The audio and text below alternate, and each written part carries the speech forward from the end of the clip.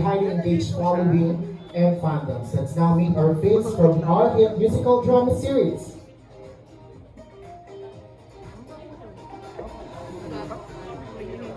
His character JC introduced as a charming and hardworking musician who becomes the love interest of Maykan. One of the fresh faces in the Kapuso scene and soon to drop his own tracks via Cornerstone Music. Ayun na. Palakpakan para kay Kobe Brown!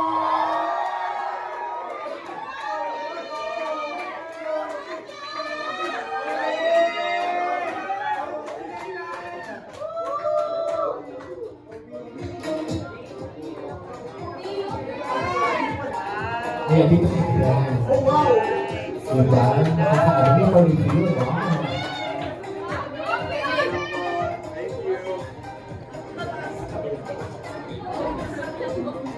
Born to Shine's homegrown P-pop girl group, Yumi has also gained a public clamor and now has its own massive following. To all the Yumates, asa na mga Yumates?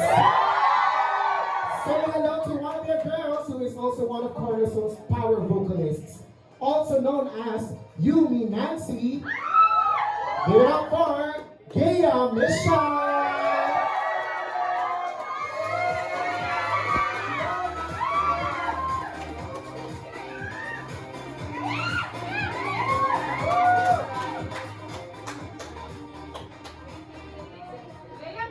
Gaya. Thank you, Gaya. You may take your seat.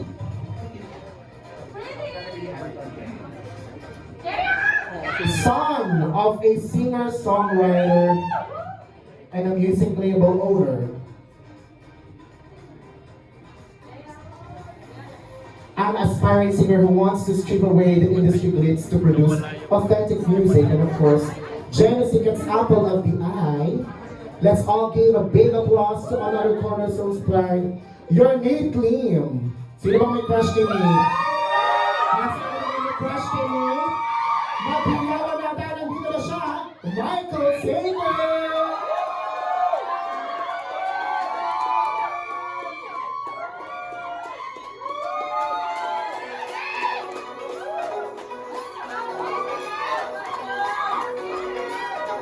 Bumper and Nate ko.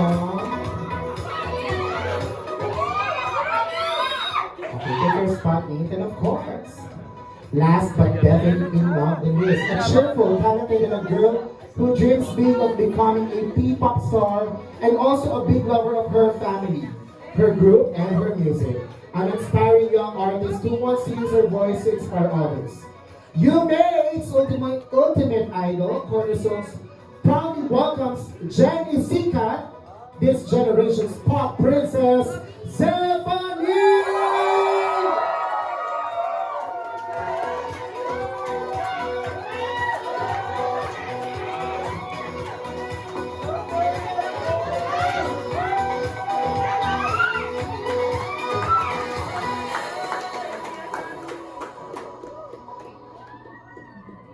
Thank you, Sir. Ayan. Palapakan naman natin ang ating mga nagagaling na mga artists na nasa harap natin. So, ako na nagbibigay ng microphone. Siyempre, simulan na natin. Siyempre mga Nakshi, would you like to say hi? Let's start with Anton. Baka gusto mo muna mag-hi sa atin. Yes, of course.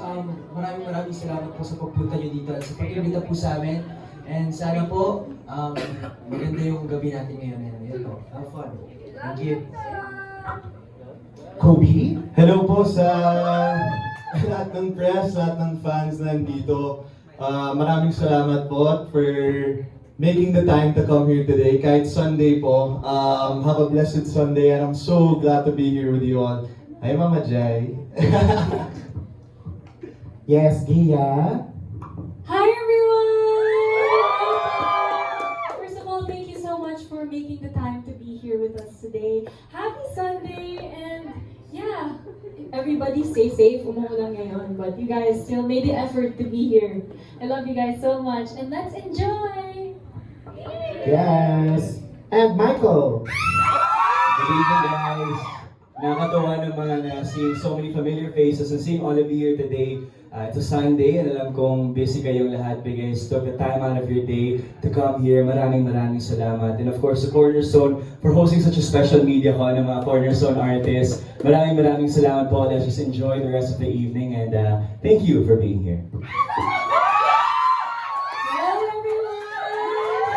And happy Sunday din sa inyong lahat and maraming salamat po again also for making time and sana mas makilala pa natin ang isa't isa and thank you for giving us a chance na to share this day with you and thank you Cornerstone for making this day possible. So yun lang. Yun lang po. Maraming salamat once again. Palakpakan naman natin silang lima. Ayan, pinag-thank you of course. Maraming salamat and we can't wait for more dahil napaka-bongga ng talent sa mga batang ito. And then syempre, I would like to acknowledge of course is award-winning director of Born to Shine. Nandito siya, Direk Rod Marmol! Okay, Direk. We deserve really a seat for you. O, diba? Nandito sa unahan. Direk. Palakpakan natin once again, Direk Rod.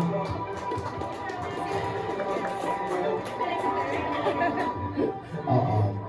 At dahil dyan, Direk, ikaw po ang alay. Charot. Hello po. First question goes to Direk Rod. Diba? Siya yung huli natin pinasok, pero sa kanya yung unang tanong. Pero, Direk, of course, unang-una, congratulations po sa success ng Born to Shine. Palakpakan natin ang Born to Shine. Ng bonggang-bongga. So, Direk, ang first question ko lamang po ay, kamusta po? How was it? Ano pong nararamdaman niyo na napakaganda ng reception po nung show niyo? Ayan, magandang hapon po muna sa inyong lahat. Ay po, acknowledge ko lang ang aming PM sa Sir Arnel Licaria dito po. Yan po. Sobrang naming masaya kasi when we were given the task to do this show, simple lang din yung objective namin. We didn't have big, lofty dreams. Talaga sabi namin, let's stick true dun sa spirit ng show. Kwento siya ng isang bata na underprivileged at gusto niyang marating yung showbiz. Pakita natin kung gaano kahirap yun. So yun, and I'm lucky na all these actors that I got to work with, hindi sila maarte, talagang pinatungisan namin sila, pinunta namin sila sa lugar kung saan galing yung character. And I think, in my humble opinion, that's the reason why people accepted the show. Kasi nakita nila na hindi siya pretending lang. Talagang it's trying to mirror the reality of the character. Kumbaga direct may authenticity ng mga character. So ito naman, which leads me to my next question. Ano naman po ang feeling working with this young generation talents, Direct? Nakakabagets. Nakakadamay. Pero nakakatuwa kasi dyan, some of them na workshop ko na din dito sa Cornerstone Acting Workshop. Yan, si Anton, and then si Zeph, naka-work ko na before. Siguro ang exciting lagi when working with young actors, it's really trying to understand their process. Kasi not all actors operate the same way. So intindihin mo kung ano yung tamang motivation kay Zeph, kay Michael, kay Gea, kay Coben, even kay Anton. And you have to give it to them. They have to feel na yung director kakampi nila. Because kung hindi nila kakampi yung director and bringing the best out of them, mahihirapan talaga silang mag-shine doon sa show. So it's a good challenge and malaki siyang honor to be part of the, kumbaga, formative years nila as actors. Yun.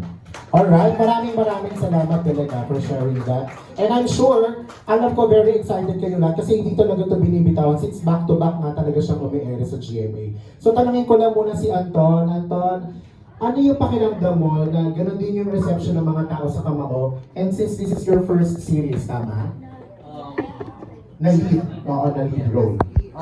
Siyempre po, I'm just really grateful sa Panginoon na binigyan po ako ng ganitong opportunity and especially nagustuhan po ng mga tao yung feedback and yung pag-arte po. Ang daming natutunan, ang dami kong natutunan sa bawat scene and ayun po, sabi ng director ko, bawat scene dapat pinapahalagaan mo at dapat binigyan mo ng buhay. Kahit mas importante nga yung maliit na scene kaysa mas mahabang scene eh.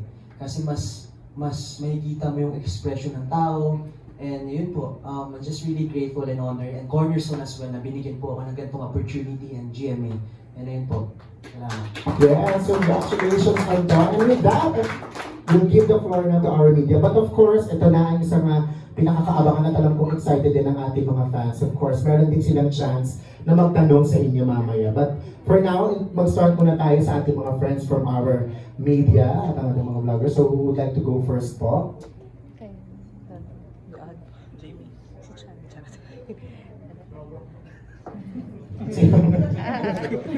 Chika Lance. Huwag ka na magtago dyan. O, ikaw na ang dahil.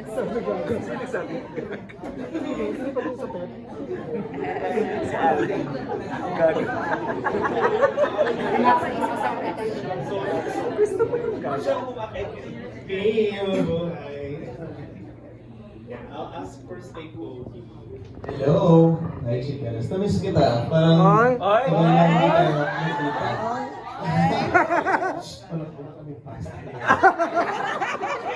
Kobe, how are you adjusting with a new environment? And may pressure ba to come into a series na talagang pataas na yung rating and ano yung iaambag mo palalo para mas mapaganda pa rin?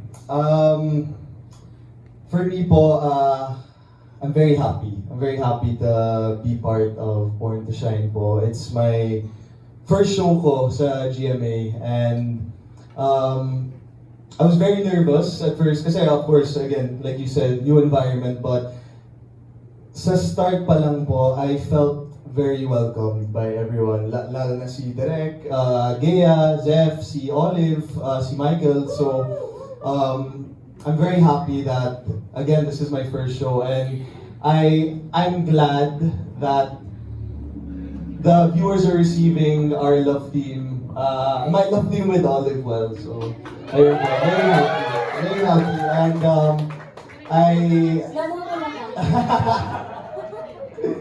I hope that they continue watching and continue enjoying my scenes with Olive. Ayun po. Olive lang? Ano kami? And Stephanie and Michael and Dea. Depende ba parang recent episode, parang pagsiselosan ka ni, yung sa inyo ni Stephanie, may something din. Ganon din ba ang mangyayari? For me, abangan nyo na lang po. Abangan nyo na lang, pero may konting away next week. It's gonna be very interesting. Yeah. Direk, Thank you. thank you so much. Ang Zep, okay. Hello po. Ayan. Of course, nakikita nyo naman na may clamor talaga na hopefully Yumi will become a legit P-pop. Hindi mo ba yung totoo? At this point?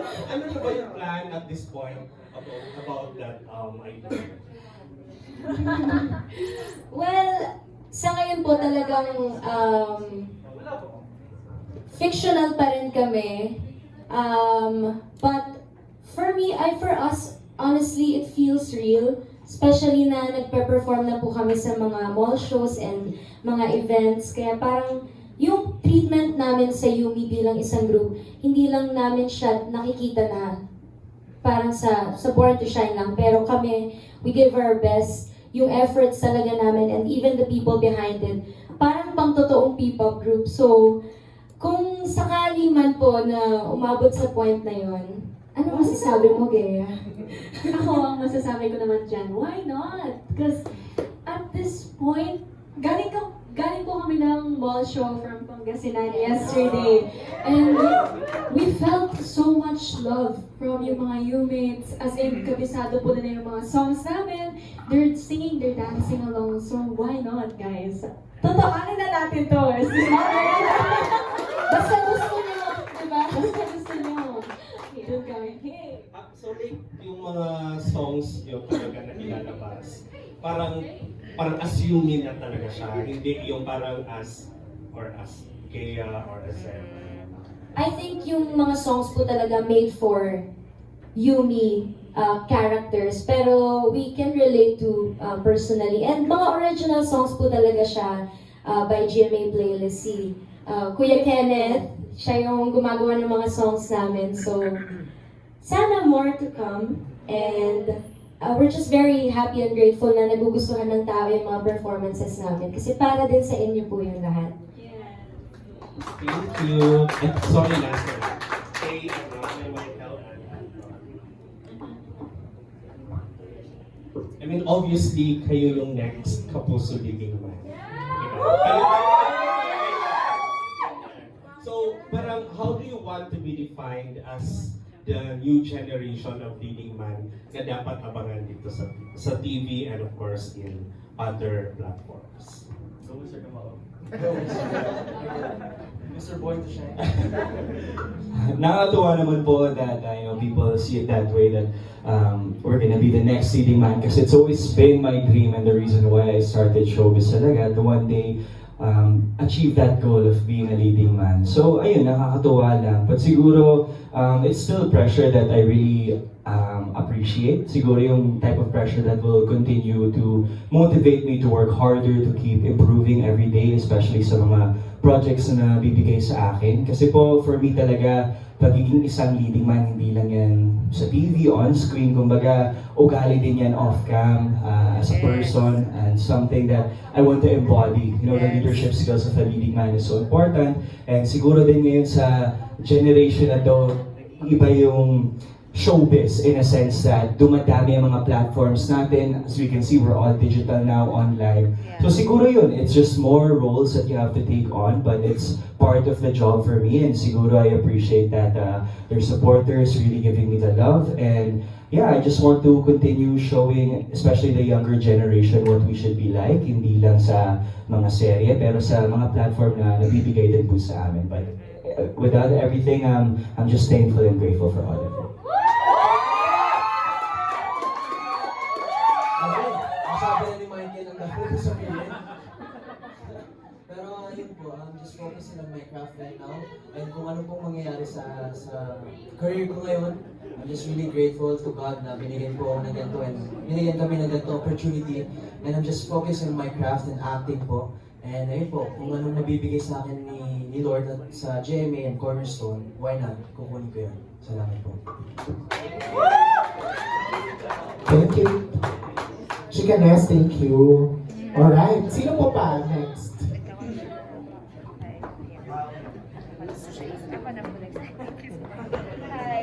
Hi, my name is Jamie. I'm from the blog Sanjak Manila. So, question first is Kobe. They mentioned that you'll be having an album, correct? Yes po, yes po. Any ideas you can share, or what kind of music you'd like to make?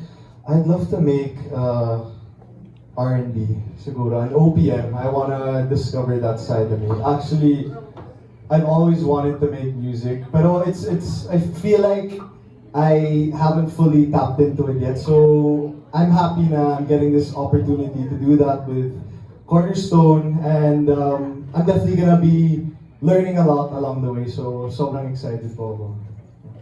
Thank you. Thank you. For the Born to Shine girls naman, so what did you learn about the P-pop industry siguro, or through your characters, through your portrayal of your characters in Born to Shine? So any insights din about the P-pop industry na talagang which is happening right now in real life? Ayun.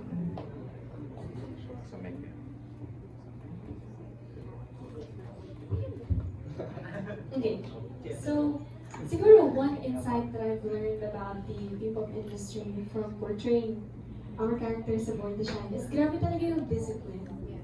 You need to be disciplined, and you need to have those goals talaga in your life and find out exactly how you're supposed to reach them.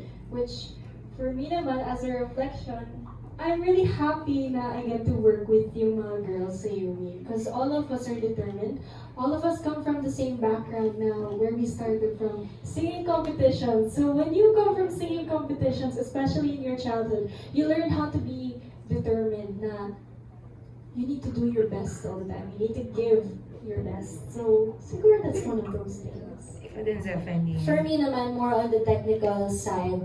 So, nabanggit nga po ni Gia na discipline talaga is very important. But I think it's harder than what it looks like, na parang we see them perform, but all the behind the scenes talaga, nandun yung challenges and yung struggles. Syempre, you're not just by yourself, but you have to be as one. And it's hard to do that. Sa kwento namin, marami kaming awayan na nagaganap inside na obviously hindi nakikita ng mga supporters even sa story.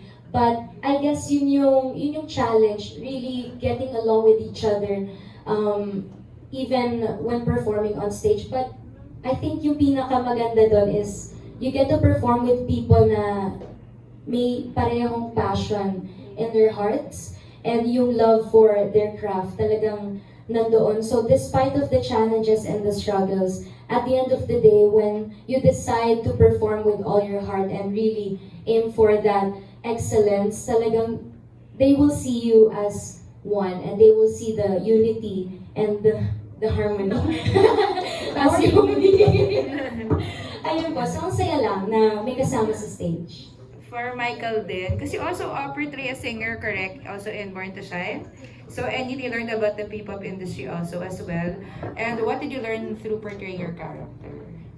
Siguro it's really been an honor the fact that I can be a singer in Born to Shine. I mean, I love to perform. Singing has always been a passion of mine. But dito sa Born to Shine, naging totoo na I got to embody the character of Nate na isang singer. And siguro, one of the things I always say why I love this show, napapakita po niya yung journey ng isang artista, mapipop man yan, actor, singer. Lahat kami, dinadaanan niya yung mga struggles and yung mga problems na kailangan harapin. But I really appreciated the fact that this story was able to really tell the audience how difficult it really is.